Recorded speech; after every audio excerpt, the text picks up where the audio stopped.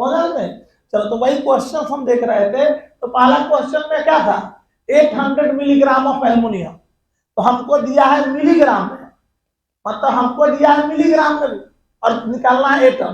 तो पहले मिलीग्राम को ग्राम में कन्वर्ट किए, फिर उसको एटॉमिक मास से डिवाइड करके मोल लाए, और मोल को एवोगाड्रो नंबर से गुना किए, टोटल नंबर ऑफ एटम आया। ये ना किए हैं क्वेश्चन में। देखो ये मिलीग्राम को 1000 से डिवाइड किए तो ग्राम में आया, ग्राम से हमको मोल चाहिए था तो क्या किए, एटॉमिक मास। एल्युमिनियम का एटॉमिक मास कितना होता है, 27।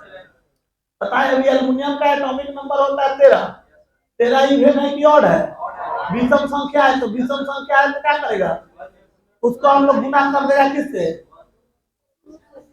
2 से गुना करके उसको जोड़ देगा 1, तो ये हो जाएगा 27। 27 से डिवाइड किया 27 से 0.03 हो गया, डिवाइड करेगा यहाँ से डेसिमल नीचे करेगा, 2 को 0 3 3/100 का मतलब क्या ना हो गया 0.03 हो जाएगा। समझ में आया बात? अब ये मोल आ गया, मोल से अगर हमको क्या चाहिए, एटम चाहिए, तो मोल को एवोगाड्रो नंबर से गुना करेंगे, टोटल नंबर ऑफ एटम आ गया। कैलकुलेट करने का तरीका हम तुमको बता रहे हैं। क्लियर है? समझ में आएगा? चलो तो अब आगे अगले क्वेश्चन की तरफ मूव कर रहे हैं। इसमें अगला क्वेश्चन था 2 ग्राम ऑफ मैग्नीशियम। अब आगे बढ़ो और देखो इसमें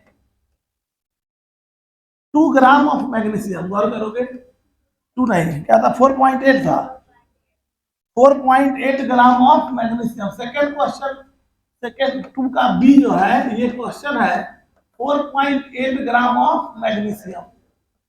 सबसे पहला चीज वेट हमको ग्राम में दिया हुआ है, तो वेट ग्राम में दिया है तो मूल निकालने के लिए क्या करते थे, वेट इन ग्राम से मूल निकालने के लिए क्या करेंगे, एटॉमिक मास से डिवाइड कर देंगे।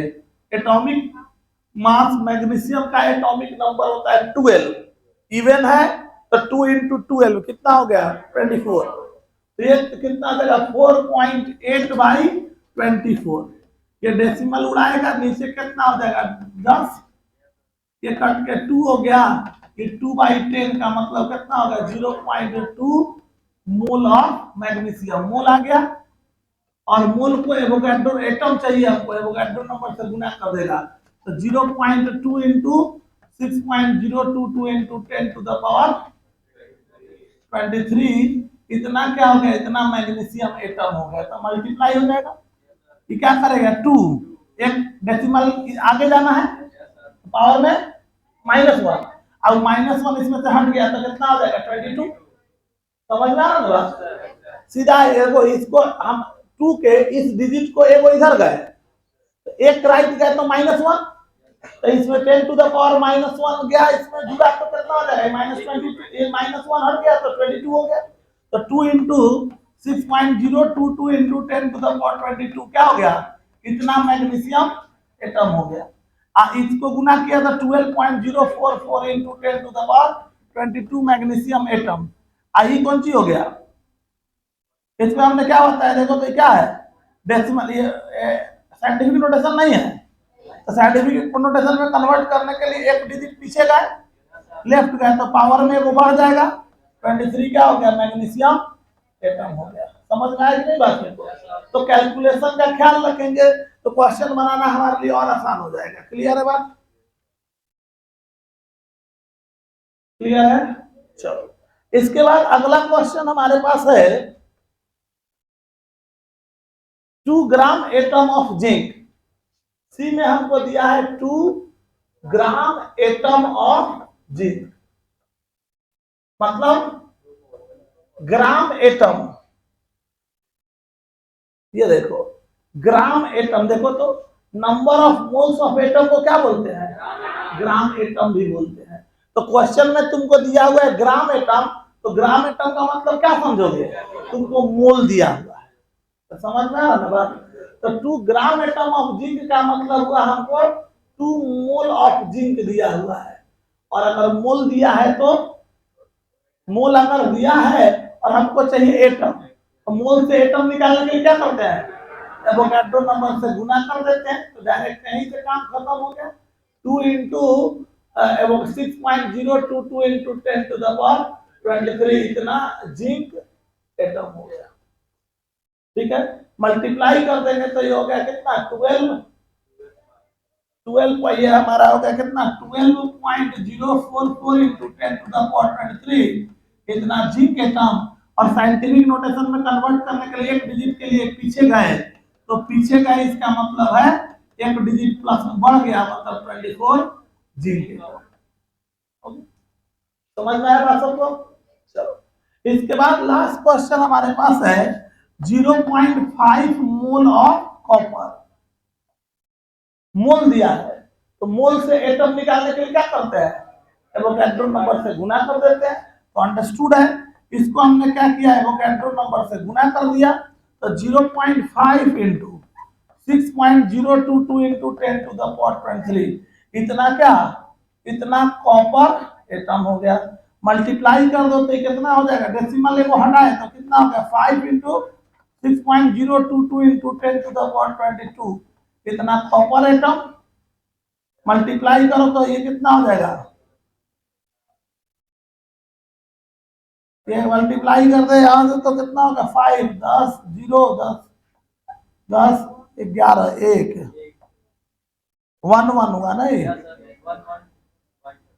30.11 जीरो है ना हुआ, तो 30.11 को into 10 to the power 22 copper atom, और एक डेसिमल पीछे ले जाएंगे तो 011 into 10 to the power, decimal पीछे गया तो 10 to the power 23 copper atom हो गया। तो ये कैलकुलेशन जो हमारा है ये आसान हो जाएगा अगर हमको, या इतना नहीं करना था तो तुमको और समझ सकते हो, क्या करने का तरीका बहुत हो सकता है।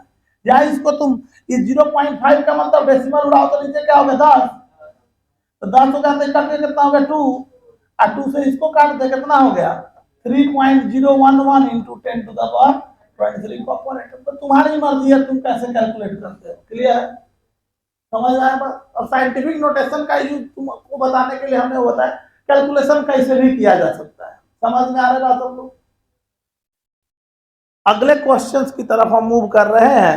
क्वेश्चन है mass of one car, what is the mass of, third question हम दिए थे। क्वेश्चन है what is the mass of one carbon atom, mass of one carbon atom, mass of one carbon atom, एक carbon atom का mass. तो mass of one atom का formula क्या है, mass of one atom equal to होता है atomic mass by Avogadro number. Atomic mass by Avogadro number याद होगा, आप पढ़ाए थे, atomic mass by Avogadro number, ठीक है। और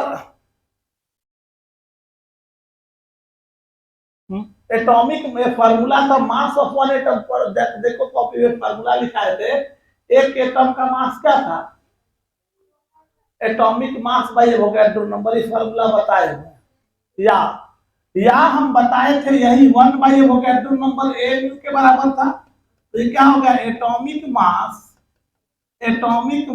इनटू, या एटॉमिक मास इन एएमयू, इसी को हम लिखे थे, और एटॉमिक मास इन एएमयू।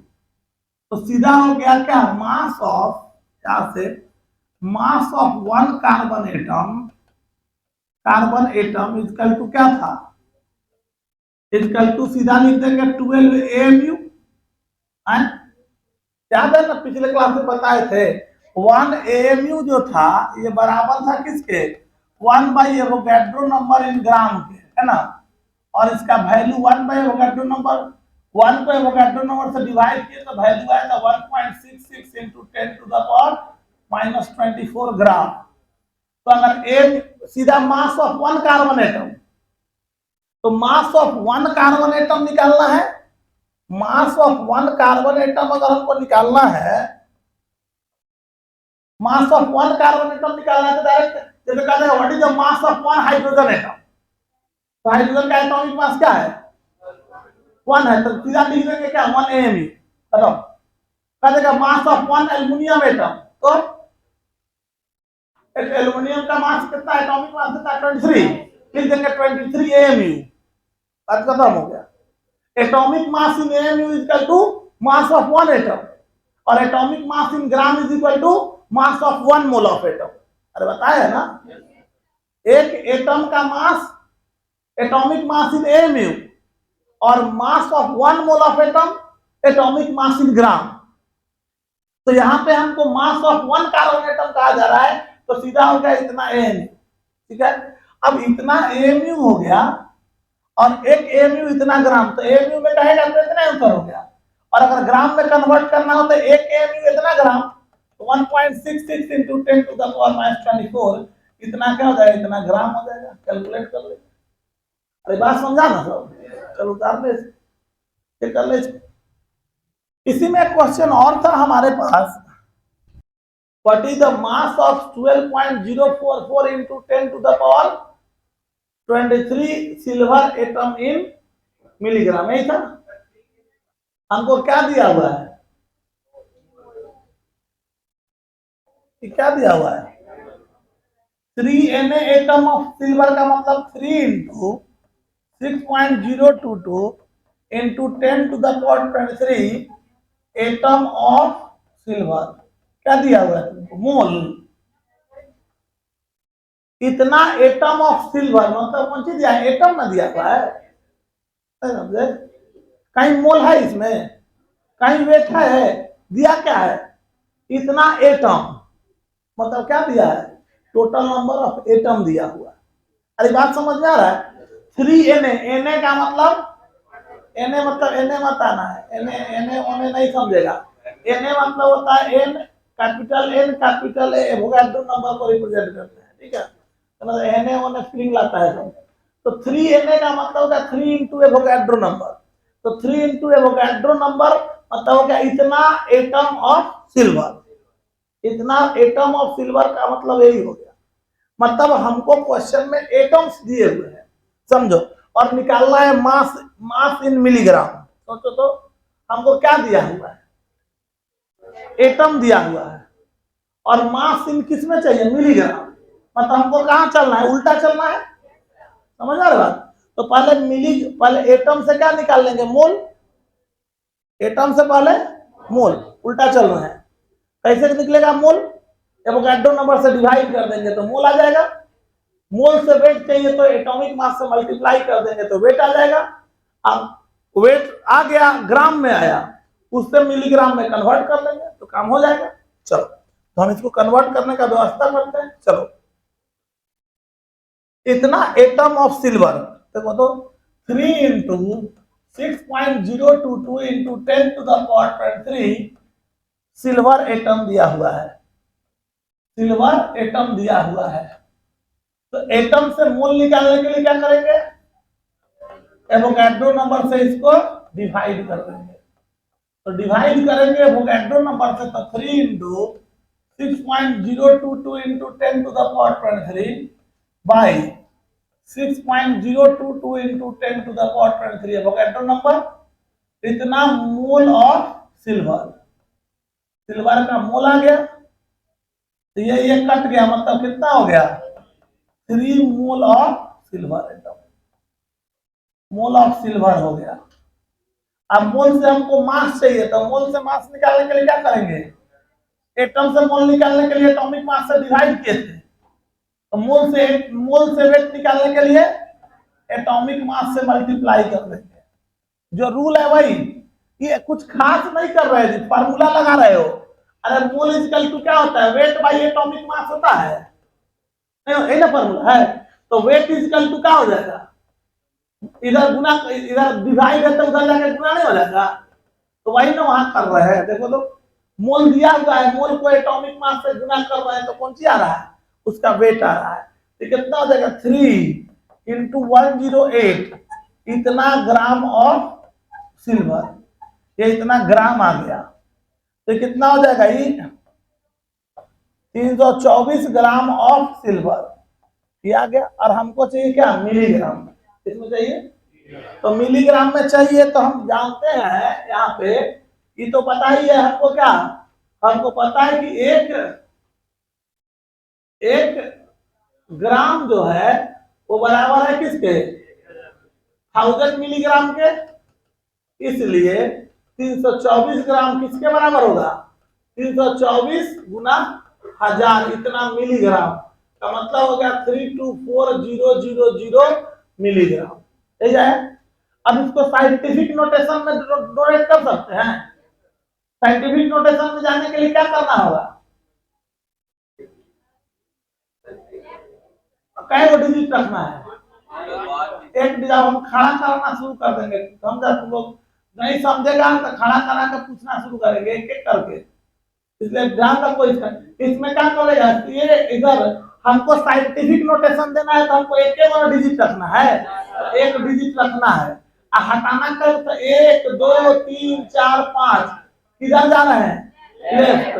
तो इनटू क्या, पहले तो डेसिमल को, डेसिमल 5 गो पे डेसिमल रखना है, तो डेसिमल पहले रख दो। 0.2400 कितना टाइम्स गए? 1 2 3 4 5 लेफ्ट गए तो 10 टू द पावर 5 हो गया। ये जीरो हट गया, ये हो गया 3.24 into 10 टू द पावर 5। इसका साइंटिफिक नोटेशन हो गया, इतना मिलीग्राम हो गया। समझ में आया बात? तो ये लिखो चाहे ये लिखो, दोनों बात बराबर है। सबको बात समझ में आया? देखो क्वेश्चन था, लास्ट क्वेश्चन था, calculate total number of electron, proton and neutron in 224 gram of iron. सही है,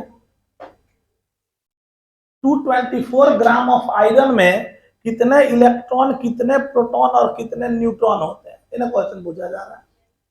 तो सबसे पहला बात है कि हम जब आयरन की बात करते हैं तो आयरन का एटॉमिक नंबर 26 और एटॉमिक मास नीचे ये एटॉमिक नंबर है, और ये हमारा जो है एटॉमिक मास है Z, और ये हो गया A। क्लियर?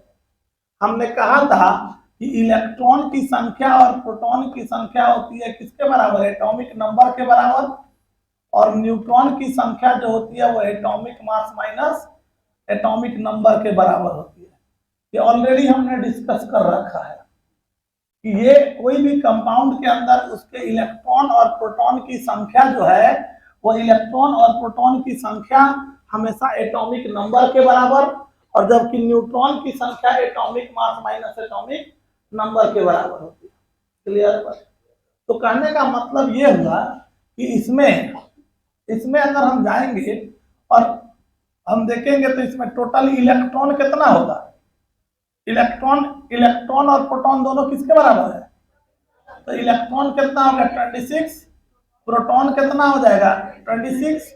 और न्यूट्रॉन कितना होगा?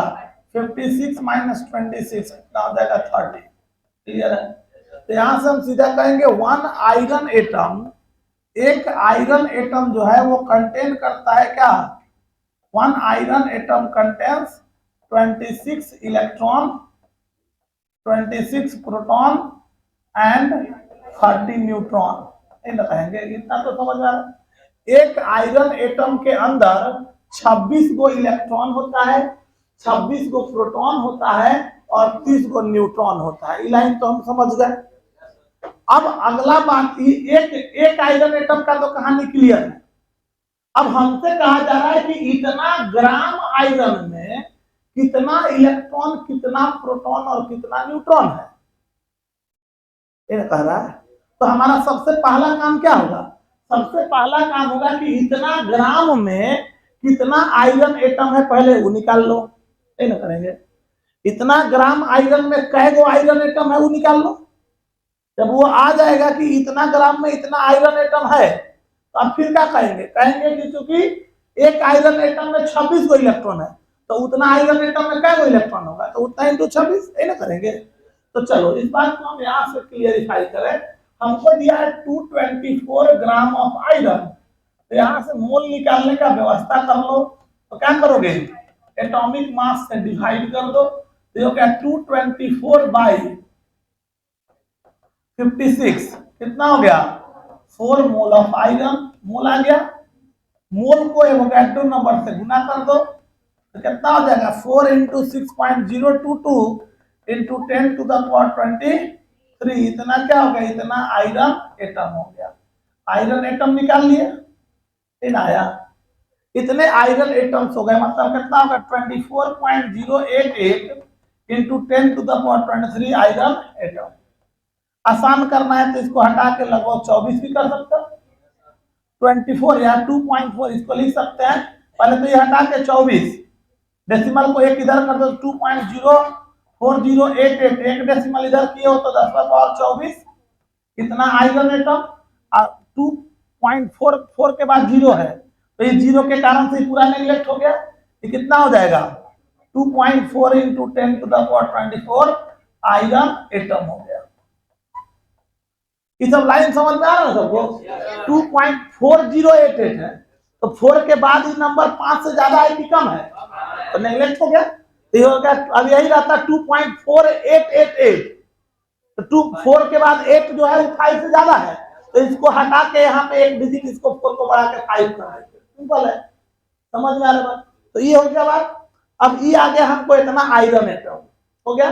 अब यहाँ कहेंगे कि सिंस 1 आयरन एटम जो है वो कंटेन कर रहा है कितना, कंटेन्स कितना 26 इलेक्ट्रॉन, ये कहेंगे एक आयरन एटम कंटेन्स 26 इलेक्ट्रॉन, इसलिए कितना 2.4 इंटू 24 इतना आयरन एटम कंटेंस कितना, तो 26 इंटू 2.4 इंटू 10⁻24 इलेक्ट्रॉन होगा। एक में उतना तो उतने में कितना, तो उतना इंटू उतना, यही ना होगा। फिर इसी तरह से कहेगा सिंस 1 आयरन एटम कंटेंस क्या, कंटेंस 26 प्रोटॉन, इसलिए कितना में 2.4 into 10⁻24 iron atom contains 26 into 2.4 into 10⁻24 proton.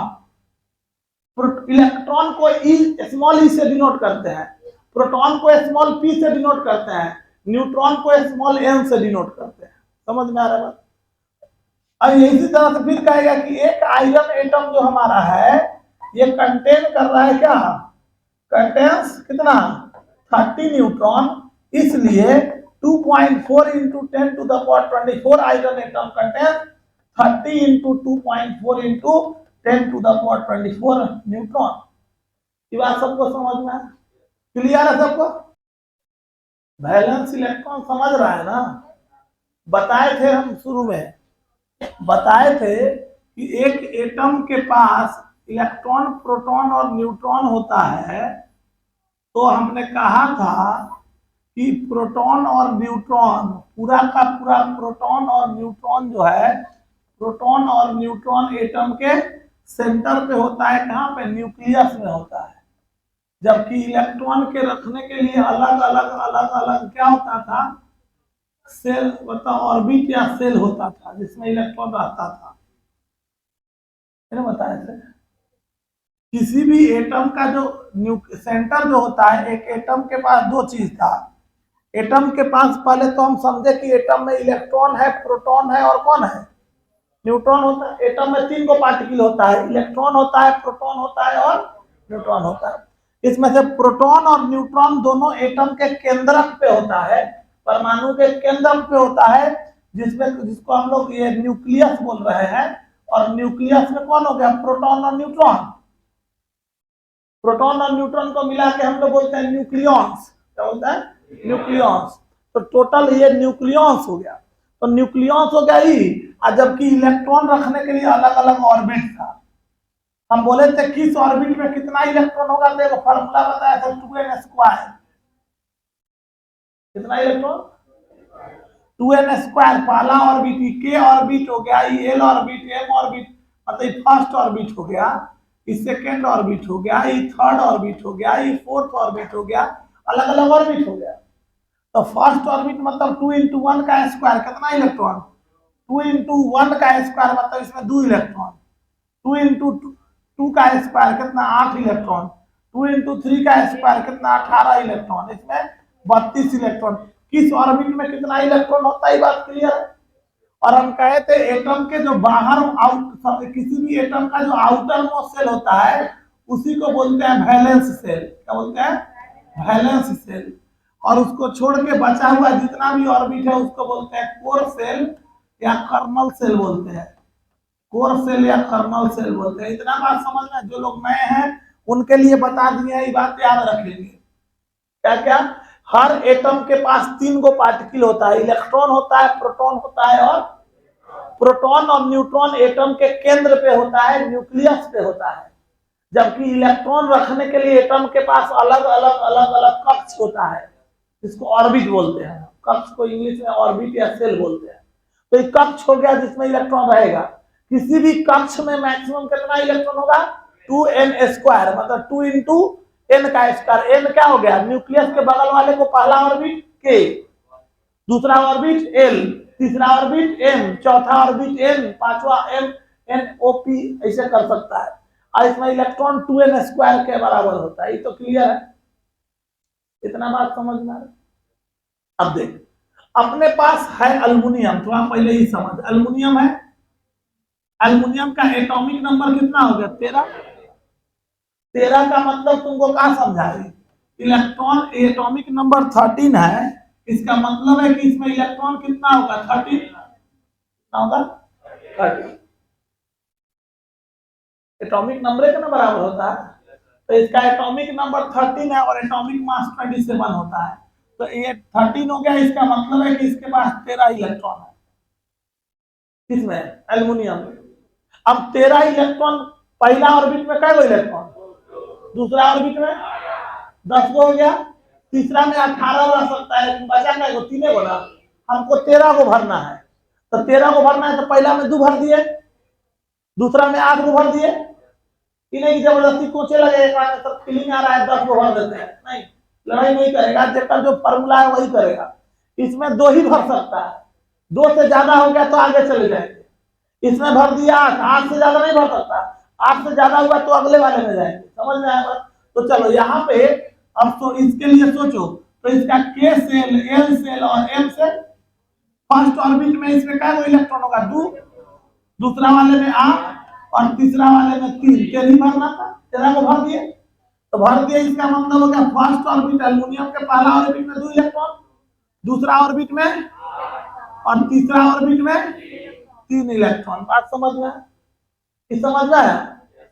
Outer most orbit कौन है? ई वाला ऑर्बिट आउटर मोस्ट है, K L M।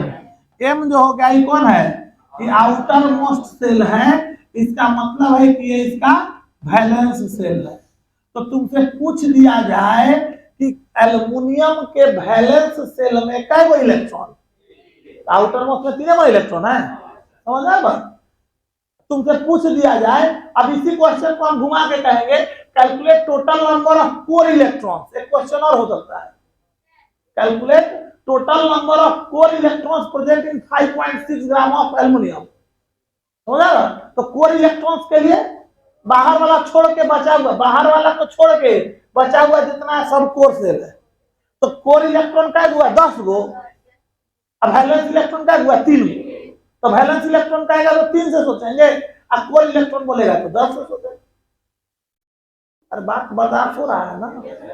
तो चलो यहां से हम कह सकते हैं, तो यहां से एक बात क्लियर हो गया क्या कि एल्युमिनियम, एक एल्युमिनियम जो है, 1 एल्युमिनियम कंटेंस का 1 एल्युमिनियम एटम, 1 एल्युमिनियम एटम जो हमारा है वो कंटेन कर रहा है कितना? 3 वैलेंस इलेक्ट्रॉन। यहां तक समझ में आया बात सबको? ठीक है। अब क्या कहेगा? अब तुम यहां से यूज करेगा क्या? 5.6 ग्राम ऑफ एल्युमिनियम है, तो पहले तो इसको क्या करेगा? एटॉमिक मास से डिवाइड कर देगा, तो हमको क्या आ जाएगा? मोल आ जाएगा। मतलब हमको ये पता चल गया कि एक एल्युमिनियम में 3 वैलेंस इलेक्ट्रॉन, तो जो हमको वेट इन ग्राम दिया है उससे पहले मोल, अब मोल से फिर एटम निकालेंगे कि इतना ग्राम में कै गो एल्युमिनियम एटम है वो निकाल लिए। समझना? ये नहीं कि इतने में डायरेक्ट ऐसे ही कर लगता है, 3 से गुना करके लिख देगा, तो लड़ाई नहीं करना है। ये ग्राम में है या ये एटम में है? अरे बात समझ आ रहा? सेम यूनिट सेम में कन्वर्ट करेगा तब ना काम होगा। ये जो इलेक्ट्रॉन है किसमें है? एक एल्युमिनियम एटम। अब दिया हुआ है हमको ग्राम में, तो हमारा पहला काम क्या होगा? उतने ग्राम में कै गो एल्युमिनियम एटम है, पहले वो निकाल लेंगे। अब कहेंगे कि एक एल्युमिनियम में इतना वैलेंस इलेक्ट्रॉन, तो उतना एल्युमिनियम में कितना वैलेंस इलेक्ट्रॉन, यही ना करेंगे। अरे क्लियर है ना? इसका मतलब ये एटॉमिक मास से डिवाइड कर देते हैं, इतना बाई 27, इकट्ठ के कितना होगा 0.2 मोल ऑफ एल्युमिनियम। अब मोल से हमको एवोगाड्रो नंबर से गुना कर देंगे, तो एवोगाड्रो नंबर से गुना करेंगे तो कितना आ जाएगा, ये होगा 0.2 into 6.022 into 10 to the power 23, इतना एल्युमिनियम एटम आ गया। इतना ग्राम में इतना एल्युमिनियम एटम है, ये आ गया। समझ में आया बात? 2756 जो भी आएगा कैलकुलेट कर लेगा और डिवाइड करेगा समथिंग फ्रैक्शन में जो भी आएगा। ये देखो ये 54 होना चाहिए था, 5.6/27, ठीक है, सही है। इसको कैलकुलेट कर लेगा, उतना एटम्स आ गया। अब क्या बोलेगा, अब कहे कि 1 एल्युमिनियम एटम 3 वैलेंस इलेक्ट्रॉन, तो इतना एल्युमिनियम एटम, इतना इंटू 3, यही ना होगा। अरे बात समझा ना सर? ये मैग्नीशियम है तो ये एटॉमिक नंबर 22 और 24 हो गया, electron 12, proton 12, neutron 24 minus 12 12, 12 plus 12 ये हो गया न्यूक्लियॉन, न्यूक्लियॉन हो गया 12 प्लस 12 कितना हो गया 24 हो गया। तो टोटल न्यूक्लियॉन तो 24, और तुमको इस 12 में जाएंगे तो यहाँ क्या होगा KLM, तो यहाँ क्या हो गया 282, ये हो गया वैलेंस इलेक्ट्रॉन, ये हो गया कोर इलेक्ट्रॉन, ये ना हुआ। आउटर मोस्ट हम लोग पढ़े कि ये जो है हमारा इधर है, इसमें 2 इलेक्ट्रॉन, यहाँ 8 और यहाँ 2, ये हो गया वैलेंस इलेक्ट्रॉन, वैलेंस सेल। इसको छोड़ के बचा हुआ जो हो गया वो कौन सी हो गया, वो हो गया कोर सेल। तो वैलेंस सेल में कै गो इलेक्ट्रॉन 2 गो, और कोर सेल में कै गो इलेक्ट्रॉन 10, 8 और 2 10। सबको बात समझ में आ रहा? अब चलो यहाँ दिया है 72 ग्राम ऑफ मैग्नीशियम, तो ग्राम से मोल निकालने के लिए क्या करेगा, एटॉमिक मास से डिवाइड करेगा, तो 72/24 कितना हो जाएगा 3 मोल ऑफ मैग्नीशियम। मोल आ गया, मोल को एवोगाड्रो नंबर से गुना कर दोगे तो 3 into 6.022 into 10 to the power 23, इतना मैग्नीशियम एटम, मतलब ये हो गया कितना 18.066 into 10 to the power 24 magnesium atom. और इसको साइंटिफिक नोटेशन में कन्वर्ट कर लो 1.8 और अप्रोक्सीमेट कर दो 10 to the power 24 magnesium atom, 24 magnesium atom हो गया। तो एटम तो हमने निकाल लिया यहाँ पे, हाँ ठीक है। तो अच्छा तो ये बोल रही है, चल देख अब यहां से गौर कर, ये तो एटम्स आ गए अपने पास। अब कहोगे क्या 1, अब सामने जो निकालना है हम कहेंगे सेंस 1 मैग्नीशियम एटम जो है वो कंटेन कर रहा है क्या 10 core electron. 1 magnesium atom contains 10 core electrons, इस कारण से 1.8 into 10 to the power 24 magnesium atom contains कितना 10 इंटू 1.8 इंटू 24 कोर्स इलेक्ट्रॉन, मतलब 1.8 10 है तो पावर में एक और बढ़ गया 25, इतना कोर इलेक्ट्रॉन हो गया, ठीक है। क्यों पावर में गया, तो ये 110 है तो 10 का मतलब 10 टू द पावर 1 होता है, तो 10 टू द पावर 1 और 24 24 और 1 25 हो गया, ठीक है। अब उसके बाद यहाँ से करता है सिंस 1 मैग्नीशियम एटम जो है वो कंटेन कर रहा है कितना, कंटेन्स बोलो यहाँ पे कितना हो जाएगा, न्यूक्लियॉन्स पूछा जा रहा है तो कंटेन्स 24 न्यूक्लियॉन्स, इस कारण से कितना में 1.8 into 10 to the power 24 magnesium atom contains 24 into 1.8 into 10 to the power 24 nucleons हो जाएगा। बात सबको समझ में?